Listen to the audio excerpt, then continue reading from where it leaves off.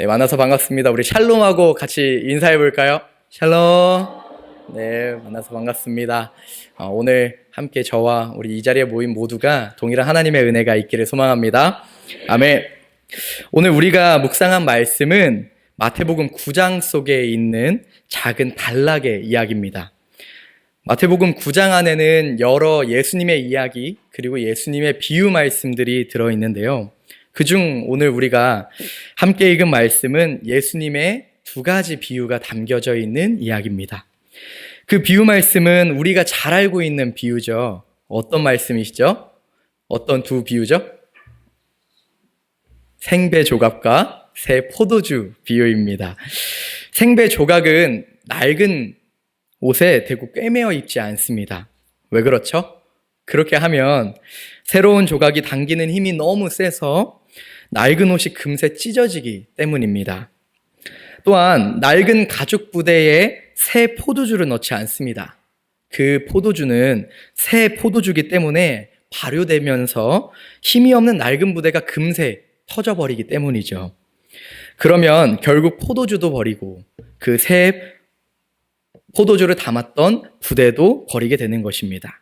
그렇기 때문에 생배 조각은 생배 옷감에 새 포도주는 새 부대에 담아야 된다고 말씀하시죠. 새 포도주는 새 부대, 새 술은 새 부대라는 말은 우리에게 너무나 익숙한 말입니다. 학교나 회사, 정치에서도 새로운 한 해를 맞이하거나 새로운 제도가 바뀌게 되면 이런 슬로건을 내걸 때가 많죠. 그리고 새로운 마음으로 새롭게 시작하자 다짐합니다. 이 행동들은 무슨 의미가 담겨 있죠? 이제 새로운 사람이 일을 시작하게 됩니다. 옛 모습, 옛 제도는 버려야 합니다. 그동안 익숙하고 습관처럼 행해왔던 그 자리 잡고 있던 옛 것은 다 버리고 새로운 방법으로 새로운 목표를 가지고 새롭게 출발해야 합니다. 라는 의미가 담겨져 있는 것이죠. 어떤가요? 새 한 해를 맞이하는 우리 모두가 그런 마음으로 한 해를 또 새로운 출발을 한 적이 있지는 않은가요? 그렇다면 오늘 예수님은 왜 이 비유를 말씀하고 계시는 걸까요? 그리고 이 말씀은 누구를 향해 하고 계시는 걸까요? 오늘 예수님은 제자들과 함께 죄인들과 함께 식사를 하고 있습니다. 그런데 그때 세례 요한의 제자들이 트집을 잡기 시작하죠. 이들은 예수님의 제자들이 금식을 하지 않는 모습을 보고 트집을 잡기 시작합니다. 바로 요한의 제자들과 바리새인들은 금식을 하는데 예수님을 따라다니기 시작한 이들은 이제 금식을 하지 않는 모습을 보고 그 모습을 지금 핑계 삼아 트집을 잡고 있는 것이죠. 그들은 왜 예수님에게 이런 트집을 잡고 있는 걸까요? 요한복음 1장 35절에서 37절 말씀을 보면 그 이유를 조금은 알 수 있습니다. 우리 함께 읽겠습니다. 또 이튿날 요한이 자기 제자 중 두 사람과 함께 섰다가 예수께서 건의심을 보고 말하되 보라 하나님의 어린 양이로다. 두 제자가 그의 말을 듣고 예수를 따르거늘. 아멘. 예수님의 제자들 중에는 원래 세례 요한의 제자였다가 예수님의 제자가 된 사람들이 있었습니다. 그런데 그들이 세례 요한과 함께 있을 동안에는 자주 금식을 했는데 예수님을 만나고부터는 금식을 하지 않는 것입니다. 그 모습을 보며 그들은 아마도 이런 마음을 품었나 봅니다. 에휴, 스승이 그 모양이니까 제자도 그 모양이지. 자신들의 스승은 왕에게 의로운 말을 했다가 감옥에 붙잡혀갔는데 예수님과 그의 제자들은 한가롭게 죄인들과 식사를 하며 포도주를 즐기고 있는 그 모습이 그들이 보기에는 못마땅했던 것입니다. 그래서 그들은 금식을 하지 않는 제자들을 향해 지금 그 태도를, 그 마음을 지적하고 있는 것이죠. 그런데요, 여러분, 이 장면을 한번 상상해 볼까요? 예수님과 제자들은 지금 식사를 하고 계십니다. 그리고 그 식사의 자리는 일반 식사의 자리가 아닌 제자가 된 마태가 제자가 된 게 너무나 기뻐서 예수님과 제자들을 초청한 자리였던 것이죠. 그런데 갑자기 초대받지 않은 이들이 불쑥 나타난 것입니다. 그리고 예수님의 제자도 아닌 세례 요한의 제자들이 당신의 제자들은 왜 금식을 하지 않는 겁니까? 하고 지금 따지고 있는 것이죠. 다시 한번 생각해 보면 어느 날 갑자기 옆집에 사는 사람의 자녀들이 우리 집에 찾아와서 애들 교육을 도대체 어떻게 시키는 겁니까? 하고 지금 따지는 모습인 것입니다. 어떤가요? 이렇게 생각하니 세례 요한의 제자들이 참 선을 넘고 무례한 행동인 것 같지 않나요? 그렇다면 왜 이렇게 무례한 행동임에도 불구하고 이들은 예수님을 찾아와 따졌던 걸까요? 그들에게 금식은 도대체 어떤 의미이길래 이렇게 열을 내면서 무례한 행동을 한 것일까요? 당시 유대인들은 여러 가지 일들이 있을 때마다 자주 금식을 했다고 합니다. 여기에 계신 모든 분들은 금식을 자주 하시나요?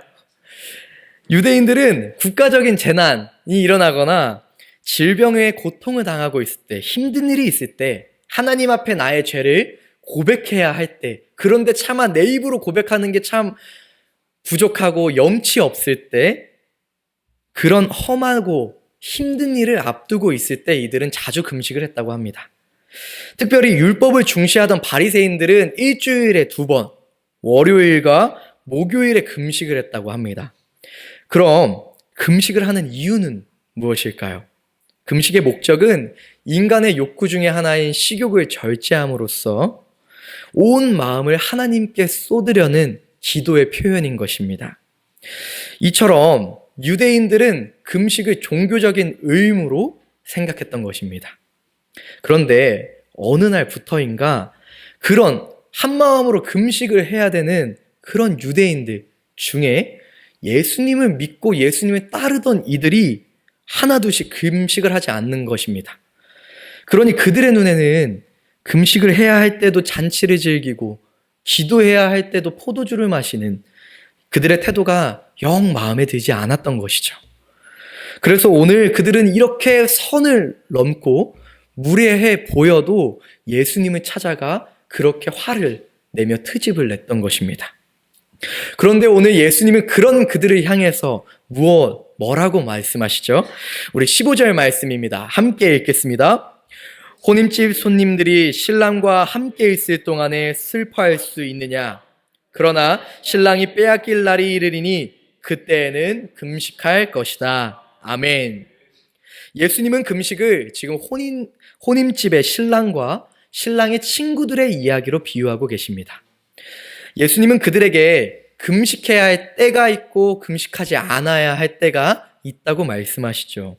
그리고 지금은 금식할 때가 아니라 먹고 즐겨야 할 때라고 이야기하고 있습니다. 왜 그렇죠? 말씀을 보니 바로 신랑 되시는 예수님이 우리와 함께하고 계시기 때문입니다. 예수님께서 오늘 우리의 신랑 되실 줄 믿습니다. 아멘. 우리가 진정으로 금식할 때에는 예수님께서 하늘에 올라가시고 우리의 곁에 없을 때, 이제 우리에게 응답하지 않는 것 같아 보일 때 우리는 금식해야 되는 것입니다. 그렇기 때문에 지금 예수님과 함께하고 있는 제자들은 금식해야 할 때가 아니라 먹고 즐겨야 할 때라고 예수님은 지금 말씀하고 계시는 것이죠. 그리고 이러한 상황 속에서 이제 예수님께서 그들에게 2가지의 비유 말씀을 하는데 이제 답변하실 수 있겠죠? 뭐죠? 2가지? 생배 조각과 새 포도주 비유를 말씀하고 계시는 겁니다. 예수님은 새로운 복음의 시대를 열었습니다. 예수님의 이전의 세대는 율법의 시대였죠. 그렇기 때문에 오늘 말씀은 어쩌면 이렇게라도 들립니다. 생배 조각과 새 포도주는 새 시대, 곧 복음이고 낡은 옷과 낡은 가죽은 구시대 곧 율법이다. 이 둘은 섞이면 절대 안 된다. 율법적으로 금식을 하는 바리새인들과 너희의 모습은 잘못됐다. 이렇게 들릴지도 모릅니다. 그런데 여러분, 과연 예수님은 이런 의미로 이 2가지의 비유 말씀을 하신 걸까요? 오늘 본문 말씀을 앞의 상황과 조금 더 앞의 상황과 이어서 내려온다면 오늘 그 비유 말씀은 이렇게 들리진 않을 겁니다. 오늘 말씀의 첫 구절 14절은 그때에 라고 시작이 됩니다. 그렇다는 건 이 앞 구절의 이야기, 앞 이야기와 이어져서 생각해야 된다. 이어져서 봐야 된다라는 것이죠. 앞의 이야기는 어떤 이야기인가요? 앞의 이야기 9장 1절에서 13절을 짧게 요약하면 이렇습니다. 중풍병자를 예수님께서 고치시고 마태를 부르십니다. 그리고 마태를 제자 삼으시죠. 예수님은 중풍병자를 말씀으로 고치시고 세리였던 마태를 제자로 부르십니다. 그리고 예수님의 제자가 된 마태는 너무나 기뻐서 지금 잔치 자리를 열죠. 그곳에서 예수님은 그냥 제자들과 식사를 하고 계시는 것이 아니라 당시 죄인이라고 손가락질 받았던 이들과 함께 식사를 합니다.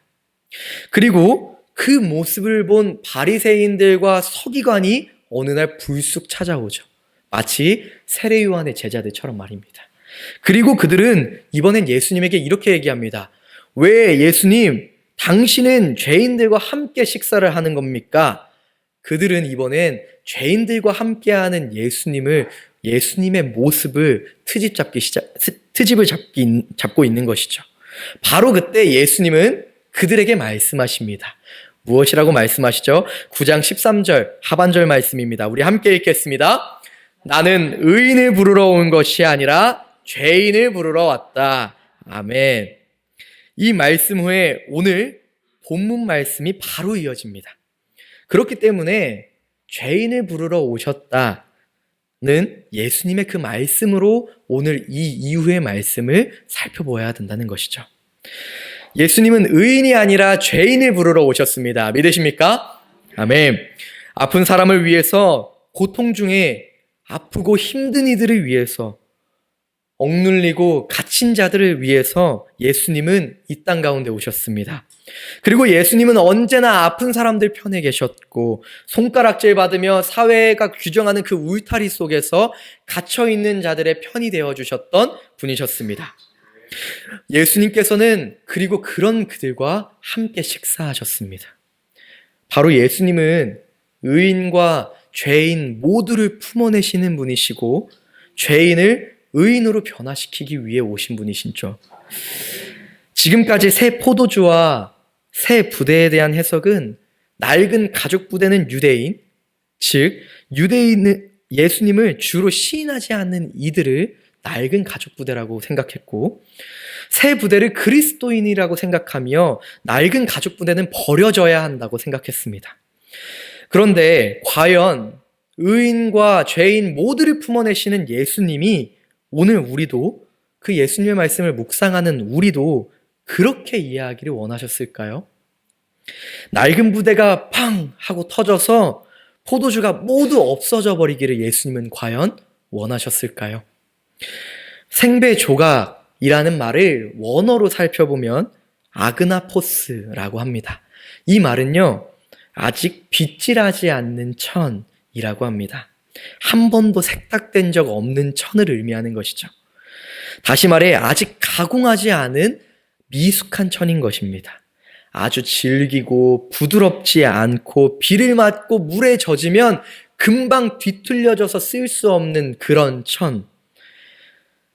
그런 천이기 때문에 생배 조각은 어쩌면 우리가 생각하는 좋은 천, 새로운 천이라기보다는 다루기 어려운 천, 아직 미숙하고 손이 많이 가야 되는 천이라고 생각해 볼 수도 있을 것입니다. 그래서 예수님의 이 비유 말씀을 들었던 이들, 생배조각이라는 말을 들었던 이들은 어쩌면 우리와는 다르게 한참 손이 가야 되는 원료라는 말로 다가왔을지도 모릅니다. 그렇기 때문에 생배조각은 우리가 흔히 생각하는 새 것, 새 질서라기보다는 오히려 반대로 우리에게 어려운 천, 다루기 까다로운 천일지도 모르는 것입니다. 새 포도주 역시 마찬가지죠. 포도주와 친구는 오래될수록 좋다라는 말이 있습니다. 포도주는 오래될수록 좋은 포도주이죠.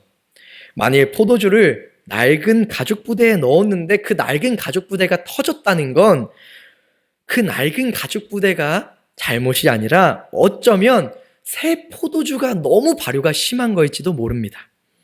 새 포도주가 너무 빨리 발효되고 너무 새 것이라서 그러는 걸지도 모르죠. 우리는 다시 한번 그렇기 때문에 이 비유를 살펴볼 필요가 있습니다. 먼 길을 떠날 때 우리는 새 신을 되도록 신지 않는다고 하죠. 괜히 새 신발을 설레는 마음으로 신었다가 어떻게 되죠? 뒤꿈치가 까지고 발에 맞지 않아서 여행의 그 모든 시간들이 불편할지도 모릅니다. 그렇기 때문에 생배 조각과 새 포도주는 새 질서, 새로운 것만을 의미하는 것이 아닙니다. 오히려 미숙하고 오히려 아직 성숙하지 못하는 어떠한 모습, 질서일지도 모르죠. 아직은 더 돌봐야 하는 것일지도 모릅니다. 반면에 낡은 가죽, 낡은 부대는 없어져야 하는 것만 의미하는 것이 아닐지도 모릅니다. 오히려 반대로 익숙한 것, 이제 숙달된 것, 성숙한 사람을 의미할지도 모르죠. 그렇기 때문에 오늘 본문 말씀은 새 부대와 낡은 부대, 새 옷감과 낡은 옷감 모두를 사랑하시고 그 모두를 보호하시려는 예수님의 사랑의 모습이 담겨져 있는 장면인 것입니다.